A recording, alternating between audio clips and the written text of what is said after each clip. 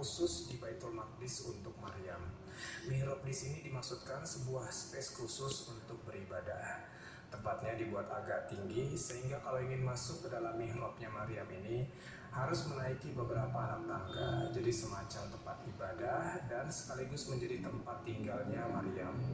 Kesehariannya Maryam selalu berada di dalam mihrabnya. Makanya ia selalu terjaga auratnya dari siapapun yang hendak melihatnya.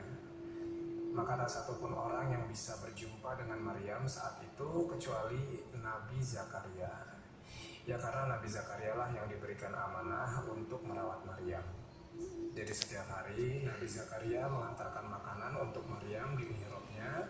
Tapi setiap kali Nabi Zakaria ini ingin meletakkan makanan yang diantarnya itu, selalu ada makanan di wadah tempat Zakaria biasa meletakkan makanan yang akan diantarnya. Maka Nabi Zakaria pun heran karena tak ada seorang pun kecuali dia yang bisa masuk ke dalam mihrabnya Maryam.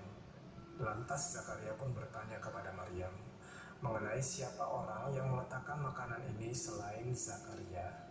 Maka Maryam pun berkata bahwa Allah lah yang memberikan makanan itu. Jadi teman-temanku sekalian, ini adalah salah satu karomah yang dimiliki oleh Maryam ibunda Isa alaihissalam. Ia berdoa meminta makanan, maka akan langsung dikasih makanan karena Allah ingin memuliakan Maryam. Nah, makanan yang ada di wadahnya Maryam ini sungguh aneh teman-temanku sekalian. Contohnya pada saat musim panas, di wadah makanan Maryam ini ada buah-buahan dari musim dingin. Terus ketika tidak sedang dalam masa panen pada buah-buahan tertentu, tapi di wadahnya Maryam ini malahan ada buah itu, sedangkan dicarinya saja sangat sulit, dikarenakan tidak sedang dalam masa panen. Jadi begitulah Allah menunjukkan kekuasaan dan kasih sayangnya kepada hambanya. Seiring berjalannya waktu, Maryam tumbuh menjadi dewasa. Seumur hidupnya ia habiskan untuk beribadah kepada Allah dan tidak menikah. Seluruh masyarakat di Baitul Maqdis tahu bahwa Maryam adalah wanita yang sangat soleh dan senantiasa menjaga kemaluannya.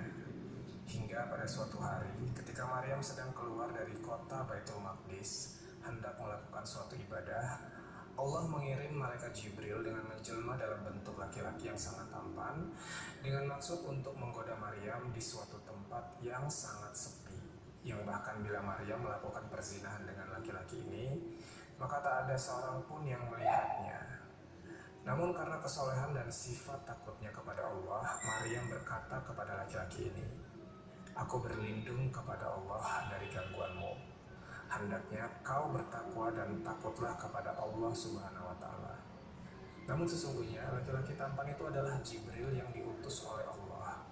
Malaikat Jibril pun berkata kepada Maryam, "Sesungguhnya aku adalah utusan Allah yang akan menghabarkan bahwasanya kamu sebentar lagi akan memiliki anak." Jika dipikir secara logika, bagaimana bisa ada seorang wanita yang tidak menikah dan senantiasa menjaga kesuciannya bisa punya anak?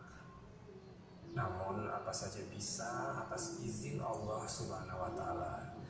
Maka akhirnya Maryam pun hamil. Tentunya ini adalah ujian yang sangat berat untuk wanita solehah yang selalu menjaga pandangan dan kesuciannya terhadap laki-laki. Baikkan saja teman-teman, Maryam ini wanita solehah, anak dari imam besarnya Baitul Maqdis. Lama tak ada kabar, tiba-tiba muncul terus dalam keadaan hamil. Dan ia bingung bagaimana ia menjelaskan kepada orang-orang Baitul Maqdis nantinya. Karena kondisi kehamilannya ini, Maryam pun pergi menjauh dari orang-orang karena masih tak tahu harus berkata apa tentang kejadian ini. Akan banyak orang yang tidak percaya apa yang ia ceritakan mengenai kejadian sebenarnya tentang peristiwa kehamilannya. Seiring berjalannya waktu, ketika Maryam sudah hampir tiba di masa-masa melahirkan, ia merasa kelaparan dan kehausan ketika itu, dan Allah menyuruh Maryam untuk menggoyangkan sedikit batang pohon kurma yang ada di dekatnya. Diguncangkanlah pohon kurma tersebut, maka kurma-kurma yang ada di pohon mulai berjatuhan dalam jumlah banyak. Jika dilogikakan, pohon kurma ini kan besar dan punya batang yang tinggi. Orang biasa pun tidak akan sanggup untuk mengguncangkannya. hingga kurma di pohon itu bisa jatuh. Apalagi seorang perempuan yang sedang hamil, tentunya berbeda tenaganya dengan orang biasa yang tidak sedang hamil. Dan maka kalau mau kurma ya harus naik ke atas pohon kurma. Tapi sekali lagi Allah ingin muliakan hambanya untuk menjaga Maryam dan anak di dalam kandungannya.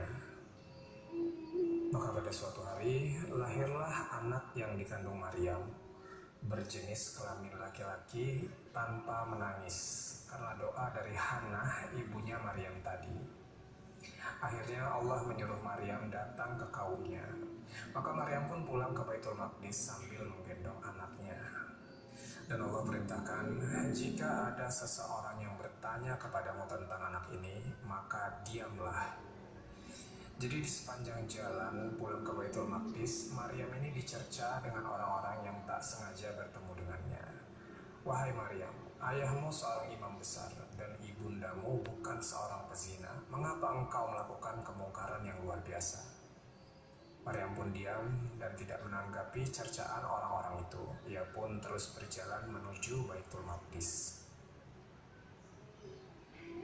Sesampainya di Baitul Maqdis, orang-orang mengerumuni Maryam dan bayi yang ia gendong. Maka mereka kebingungan dan gak sedikit dari mereka yang memiliki stigma negatif mengenai Maryam.